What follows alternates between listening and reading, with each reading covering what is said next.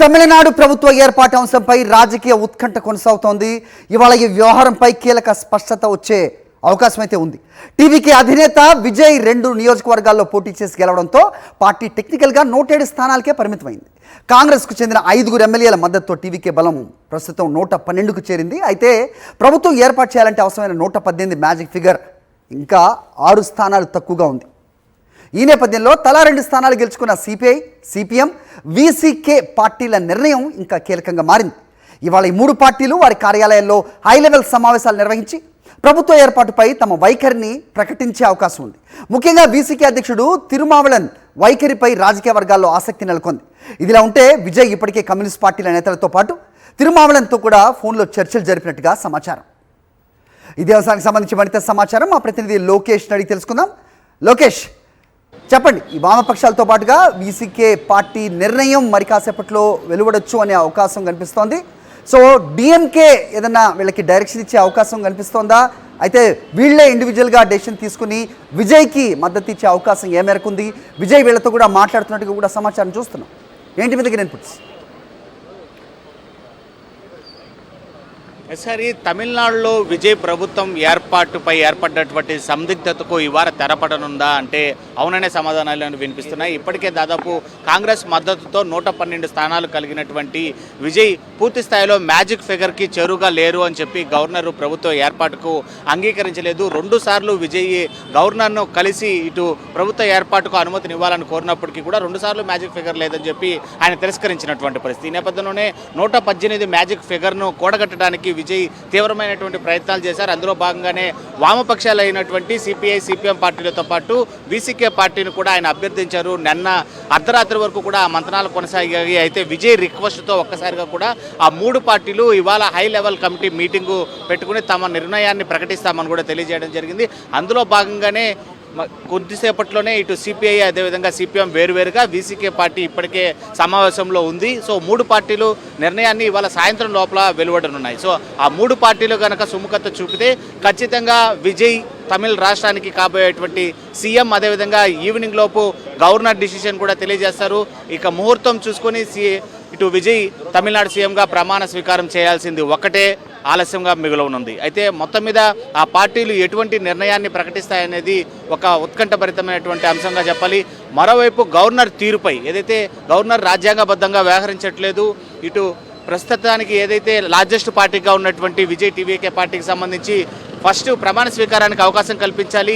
ఏదైతే మీరు అడుగుతున్నటువంటి నెంబర్స్ 118 మ్యాజిక్ ఫిగర్ ఉందో అది అసెంబ్లీ కేంద్రంగా తన బలాన్ని నిరూపించుకోవడానికి సమయం ఇవ్వాలి తప్ప గవర్నర్ ముందు ఆ బలాన్ని నిరూపిస్తే తప్ప ఇటు ప్రమాణ స్వీకారానికి, ప్రభుత్వ నిర్మాణానికి అనుమతి ఇవ్వము అని రాజ్యాంగ వ్యతిరేకంగా గవర్నర్ ప్రవర్తిస్తున్నాడు అని ఇప్పటికే కాంగ్రెస్ పార్టీలతో సహా వామపక్షాలతో సహా మిగిలినటువంటి అన్ని పార్టీలు కూడా తీవ్రమైనటువంటి ఆగ్రహం వ్యక్తం చేసి అందులో భాగంగా కాంగ్రెస్ అధిష్టానము ఇవాళ లోక్ భవన్ ముట్టడికి పిలుపునిచ్చింది. అందుకే ఇక్కడ పెద్ద ఎత్తున లోక్ భవన్ వద్ద పోలీసు బందోబస్తు కూడా ఏర్పాటు చేయడం జరిగింది. అయితే ఈ నిరసన కార్యక్రమాలు పూర్తిగా కూడా కాంగ్రెస్ మాత్రమే పిలుపునిచ్చింది. టీవీకే పార్టీకి సంబంధించినటువంటి ఎవరు కూడా అందులో పాల్గొనట్లేదు అనేటటువంటి అంశాలు కూడా మనకు సమాచారం అందుతుంది. సో మొత్తం మీద ఏది ఏమైనా వామపక్షాలు అదేవిధంగా వీసీకే పార్టీ పైన నేడు పూర్తి స్థాయిలో కూడా వారిపైన ఆధారపడి ఉంది. వారి నిర్ణయంపైనే విజయ్ ప్రభుత్వం ఏర్పాటు అవబోతుందా లేదా అనేది ఆధారపడి ఉంది. కాబట్టి వాళ్ళ నిర్ణయం సాయంత్రం వెలువడేంత వరకు కూడా ఈ ఉత్కంఠకు తెరపడేటువంటి పరిస్థితులు కనపడడం లేదు. హరి, రైట్. మరోవైపు టీవీకే కార్యాలయం వద్ద కూడా ప్రజలు నిరసన వ్యక్తం చేస్తున్న పరిస్థితి కూడా మనకు కనిపిస్తుంది. నిన్న మనం చూసాం లోకేష్, కేంద్రం కూడా హెచ్చరికలు జారీ చేసింది. రాష్ట్రంలో శాంతి భద్రతలు ఏమన్నా దారి తప్పే పరిస్థితులు తలెత్తే అవకాశం ఉంది కాబట్టి హై అలర్ట్గా ఉండాలంటూ నిన్న మనం చూసాం. సో డీజీపీ కూడా రైట్ విజయ్తో కూడా మాట్లాడినట్టుగా ఒక సూచన చేయాలి తమ అభిమానులకి, కార్యకర్తలకని. సో ప్రస్తుతం అది ఏమన్నా దారి తప్పే పరిస్థితులు ఏమన్నా కనిపిస్తున్నాయా? ఉద్విగ్నంతో ఉన్న కార్యకర్తలు టీవీకే కార్యాలయం దగ్గరికి వస్తున్నట్టుగా చూస్తున్నాం మనం. బాక్స్లో మనకి స్క్రీన్ మీద కూడా కనిపిస్తుంది. ఒక్కొక్కరు కూడా బయటకు వచ్చే అవకాశం ఏ మేరకు ఉంది లోకేష్? సో పోలీసులు హెచ్చరికలు అయితే జారీ చేస్తున్నట్టుగా కూడా చూస్తున్నాం. ఏం జరుగుతోంది దాని గురించి ఇన్ఫర్మేషన్ ఏమైనా ఉందా మీ దగ్గర?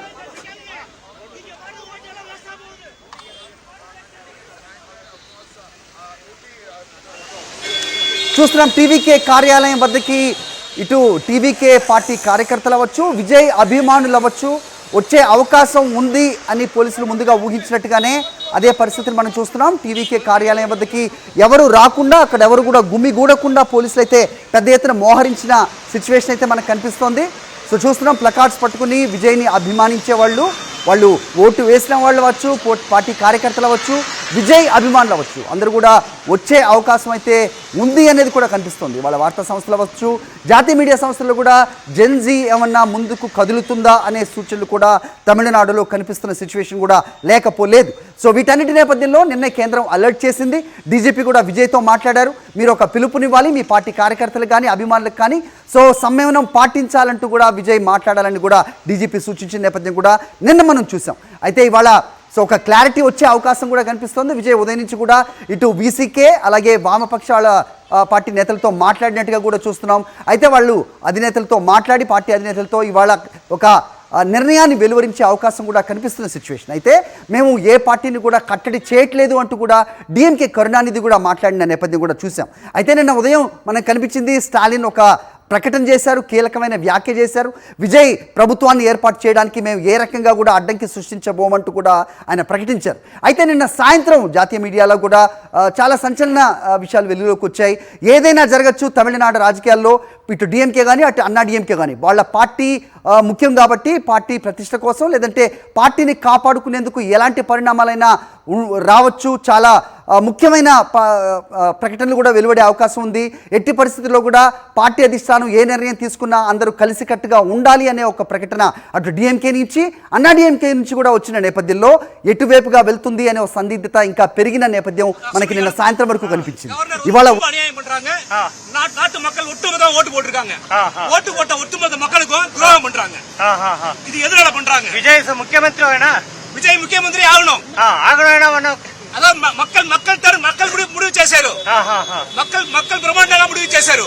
ஆனா ఈ గవర్నమెంట్ అన్యాయం చేస్తుంది. தமிழ் மக்கள் விஜய் சாருக்காக ஓட்டு போட்டு 108 தொகுதியை கொடுத்திருக்காங்க. காங்கிரஸ் 5 தொகுதி கொடுத்துட்டாங்க. 113 தொகுதி போயிருக்கு. இன்னும் 5 தொகுதி தான் வேணும். ஆனா இவங்க பதிவு பண்ண மாட்டாங்க. ஏன் பண்ண மாட்டாங்க? இதே மாதிரி கலைஞர் ஒரு தடவை கம்மியா இருந்தப்போ கலைஞர் பதவி பிரமாணம் பண்ணாங்க அந்த கவர்மெண்ட், அந்த கவர்னர். ஆனா விஜய் சாருக்கு அநியாயம் கொடுக்குறாங்க. விஜய் சாருக்கு உடனடியா விஜய் சார முதல்வர் ஆக்கணும், பதவி பிரமாணம் பண்ணணும், அசெம்பிளிக்கு அனுப்பணும். அங்க உள்ள போய் No, what is saying? Say that I cannot say. I'm telling. Now, so many discussions are going on. That is, I cannot say anything now.